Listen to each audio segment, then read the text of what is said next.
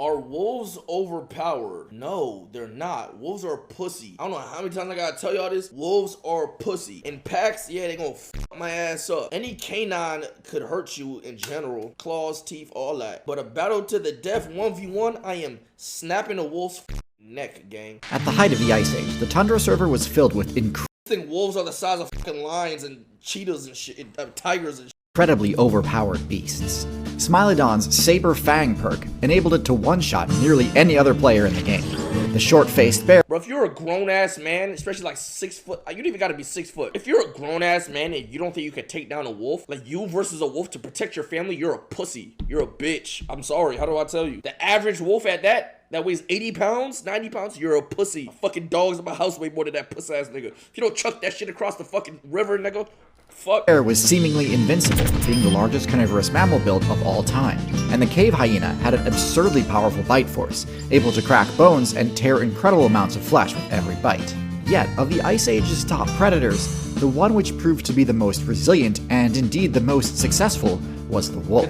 Even though wolves are nowhere near as massive or as powerful as these other Ice Age monsters, today the wolf build is practically synonymous with ferocity and hunting prowess. But what is it about wolves that made them such a force of nature? Look at that cute little fucking dog. I'll fucking gouge his fucking eyeballs out. Fuck out of her. They will find out. So wolves are part of the— Oh my god. Yo, look at this little fucking husky, gang. Nigga, I will pick this little shit up and throw it in the fucking lake and then fucking stomp on his neck. Carnivoran archetype, which became popular during the Miocene update. The main perk of this archetype is something called carnival teeth, a trait which greatly improves the ability of carnivorous builds to consume food. Rather than needing to swallow things whole, or mercilessly slam-dunking the daylights out of things until they fall apart, carnival teeth enable the player to bite off small chunks of meat, which might seem like a small thing, but really it opens up tons of new opportunities for carnivorous playstyles, including for scavenging carcasses and for sharing larger kills among teammates. The Carnivoran archetype is split into two main factions, feliforms and Caniforms. There are a ton of different— Oh yeah. Chat, who's winning in a war? The feliforms or the caniforms? That includes lions, jaguars. What are other caniforms that are not on here, chat? Honey badger? Oh my god. Are honey badgers caniforms? Creed. Polar, I'm not gonna lie, bro. The caniforms I'm thinking about it. Tigers and lions are the himothes. But if we're talking a grizzly bear and polar bears, I'm taking a war of grizzly bears and polar bears over Siberian tigers and lions, gang. I'm sorry, bro. I'm taking a front line of bears over a front line of lions and tigers. Simple. Differences between these two, but I'll try and simplify them into how the differences play out in practice. At their core, feliforms are adapted to being hyper-carnivorous ambush predators, whereas caniforms are more generalist in nature. This is most obvious in their snouts, which have different shapes and lengths. Caniforms tend to have longer, less compact snouts. This enables them to carry a wide range of different types of teeth. Hey, chat, y'all got some long ass snouts, you long snout motherfucker, you long snout bitch. Suited for a more omnivorous playstyle. You have some teeth for dealing damage, some for shearing meat, some for crunching bones or nuts, and even some for chewing on plant fibers. Meanwhile, feliforms have shorter snouts, enabling them to have a higher bite force, but limiting them to pretty much only having teeth meant for either dealing damage or What has the highest bite force?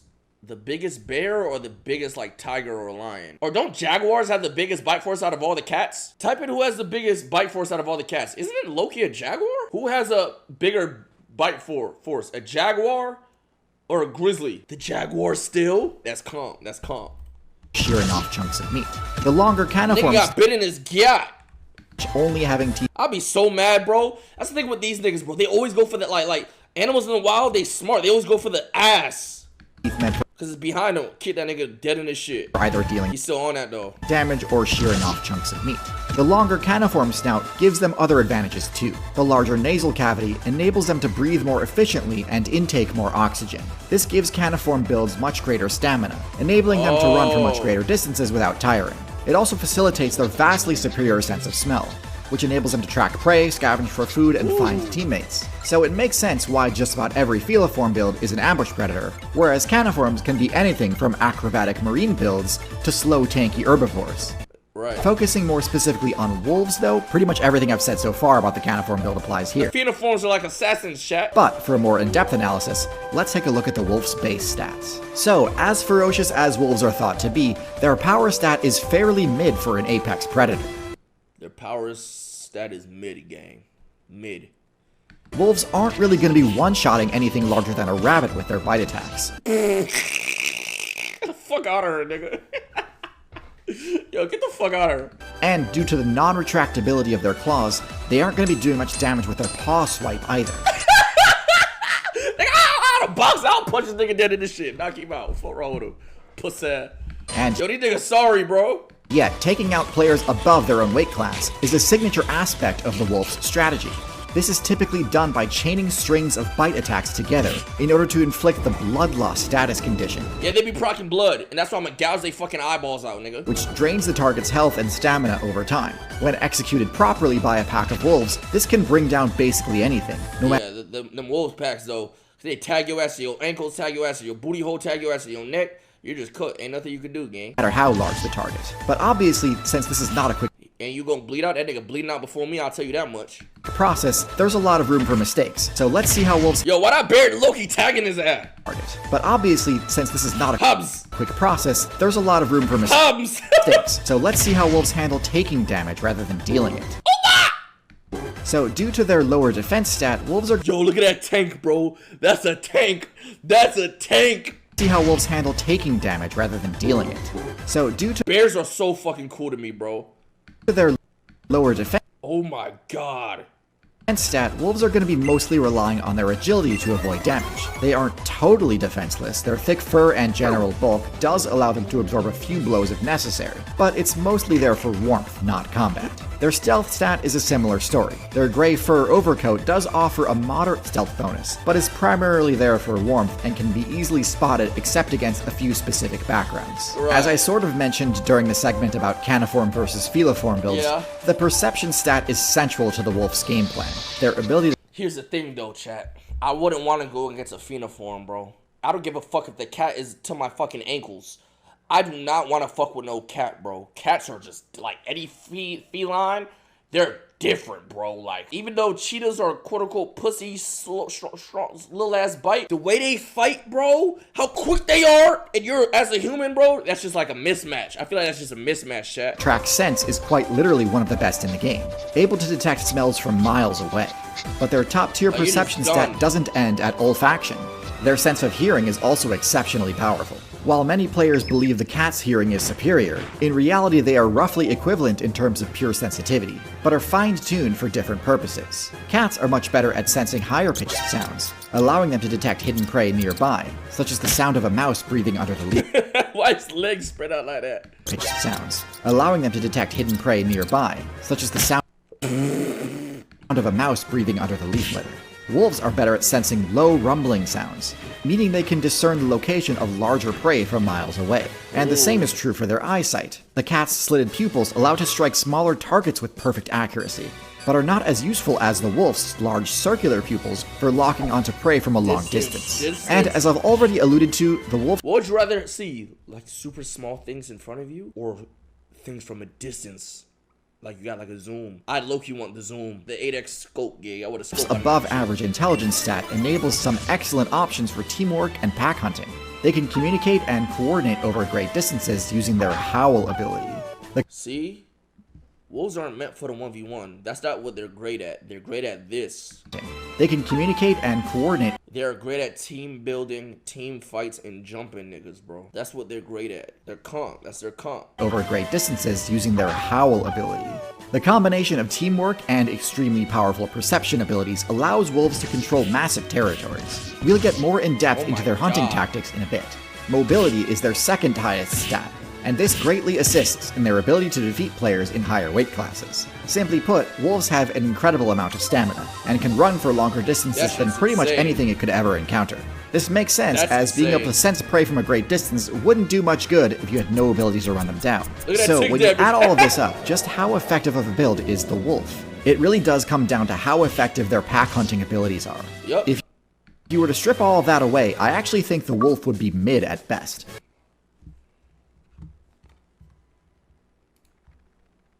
Repeat that for us real quick. Hunting abilities are. If you were to strip all of that away, I actually think the wolf would be mid at best. I'm not saying it, gang. This nigga's saying it. The expert, the pro. A wolf by itself is a bum. It's mid. Now, there are certain wolves that are big as fuck that me in no reality would want to face 1v1. But we ain't talking about that little demon. We talking about the average little puss-ass wolf you can find in America. Fucking choke that nigga out, nigga. Their power stat is way below average for an apex predator, being more in line with that of a scavenger or generalist build. There's no way a lone wolf is bringing down one of the Tundra server's many tanky herbivores. Yet, as a player, if all you want to do is beef smaller mammal builds like rabbits and squirrels, you're really better off playing as a smaller caniform, like a fox or a mink. In order to get the most out of a wolf's kit, you need to maximize the utilization of the wolf's perception and stamina perks, which are most effective at tracking and hunting larger herbivores. So, wolves really are stuck working together. They'd be wasting their potential hunting only smaller builds, but aren't powerful enough to solo a large herbivore. Their kit only like me, nigga.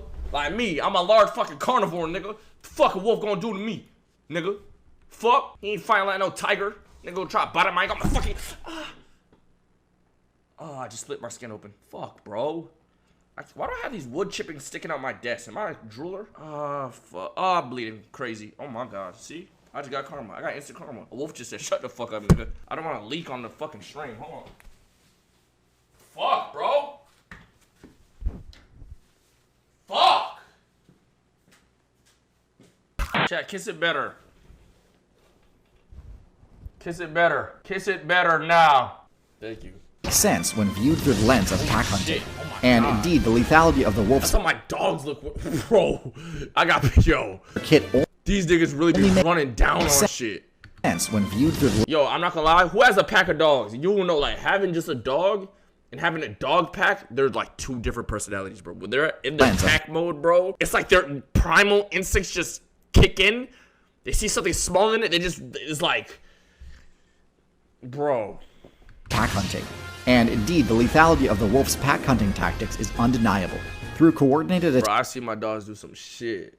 So, bro, I've seen some attacks and clever kiting, wolves are able to prove that their squads are much more cohesive than that of their targets. Oh my god. And split vulnerable members off from their teammates. That's IQ. And at that point, IQ. it really is just a waiting game.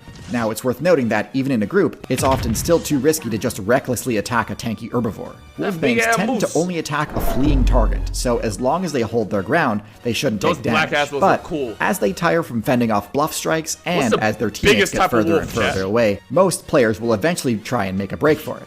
And this is where the wolf pack will start dealing damage. By taking turns attacking their back end repeatedly, they'll eventually inflict the Bloodlust status effect, which slowly drains the target's HP, leading to a guaranteed game over. Yo, nature's scary, bro. At which point the entire pack splits the loot. This is overpowered in and of itself, but where it really gets broken is when you re-examine the same tactic through the wolf-human team combo. Look at this little pussy nigga. Yo, I'll grab a little bitch ass fucking. Because all of the things that make the wolf's pack hunting work actually function. That's German Shepherd. I actually think this is a regular dog, bro. Thank God. I was about to be tight. Even more effectively when paired with a human. Shepherd. Humans and wolves. Right? That's not a wolf, right? Please tell me this is a regular dog, bro. Actually function even more effectively when paired with a shepherd dog or something. Humans and wolves are similar in that both are exceptional distance runners, allowing them to naturally keep pace with each other and avoid slowing each other down. Dang, wolf is. But in addition to having similar perks, they also cover each other's weaknesses and fill in the biggest gap. Oh, they got good teamwork in each other's hunting strategy. Humans lack the same perception stat that wolves have. While they can use their intelligence to sort of supplement their weak sense of hearing and smell, there's really no substitute to just having a teammate who can lock onto a scent at a great distance and never lose it. But why do wolves need humans? You may remember, when wolves hunt, they can oftentimes reach never lose it. But why do wolves need humans? Look at this little shit. Look at this little shitty ass wolf. Nigga, I'm taking you by the neck and choke slamming your shit. You understand me? You ever turn on me? You may remember, when wolves hunt, they can oftentimes reach an impasse due to their lack of ability to quickly deal lethal damage. Humans do not have this limitation, and can easily break the stalemate using one of their projectile weapons. The same is true on defense. The wolf's sensory abilities can detect. I want a wolf as a teammate and just like... Because as Broward's superhero, it gets lonely at night. And... I have my dogs to protect the house. Creed is protecting the fort. So I think I want a wolf partner, companion. I might catch a wolf. tame it, train it, and he could take on Broward with me. The approach of a dangerous enemy and alert the humans of the impending threat, a threat that wolves alone would struggle to drive away. And so domestic wolf and human hunter-gatherer players naturally made for an unstoppable force that lasted through multiple balance patches, including the end of the Ice Age and the beginning of the Anthropocene. Eventually, after spending so much time cooperating, many wolf players began speccing their characters specifically to better synergize with humans, such as a passive mental health regen aura, and higher intelligence and better communication abilities, which allowed them to handle more complicated commands. Basically, they bred for certain attributes, like how niggas do with they were breeding these niggas for certain qualities and attributes, gang. Big wolves are males. You can never tame a male wolf. It always challenge you. If you see with a human wolf, it's always a female. Or you just, male wolves will challenge you, and not me, gang. They know his fucking place in this fucking food chain. You know what I'm saying? Eventually renaming their build entirely from wolf to dog. And because of their optimization towards collaboration, even as humans transitioned away from their hunter-gatherer playstyle, dogs still remained a relevant and high-tier choice for their party comp. This isn't to say that the wolf's only good interspecies combo is with a human, though. Among the player base who remained wild, one solid combo is with the raven or crow. They will often seek out a wolf player and lead them to a carcass they'd found far away. These POIs are usually hotly contested, and too competitive for a crow to... Oh, that's W. Oh my god, crows and ravens are actually so smart, bro. What the fuck, teaming? I go lie, this is teaming. Crows are like, yo, there's a big ass bear on my loot, nigga, come over here. To capture by themselves. So, in exchange for leading the wolf there, the wolf will chase away the other... Look at the wolf, niggas like... ...to capture by themselves. So, in exchange for leading the wolf there... like, oh shit, wait, hold on, this is a bear. The wolf will chase away the other players and share the remaining spoils with the bird. But anyway, in short, wolves broke the game by finding the perfect team comp and being the #1 choice of party member for the most overpowered build the game has ever seen. They were already debatably OP just hunting in wolf packs, but were at least sort of kept in check by biting him in his butthole. You see that? His fucking fang is in his asshole. Their tracking and pursuit hunting abilities are truly unfair to play against. And that's why, despite me only giving wolves a rank of A tier on my Canid tier list, when partnered up with humanity, they are legitimately broken. What has like a D tier? Dogs the rank of S tier. Oba. Partnering up with other highly capable individuals is always the optimal strategy. Creed is S tier, if you've followed my channel for any length of time, you've no doubt heard me talk about my favorite team combo, Nebula. Nebula is a streaming service. Can I stream anime on that bitch? If not, get the fuck out of her. Said I'm on 3+ right now, if I'm being honest. Hope my feelings shoot out like a rocket. Niggas thought they had the swag, but I'm really on it. Look at you just window shopping that new bag I bought.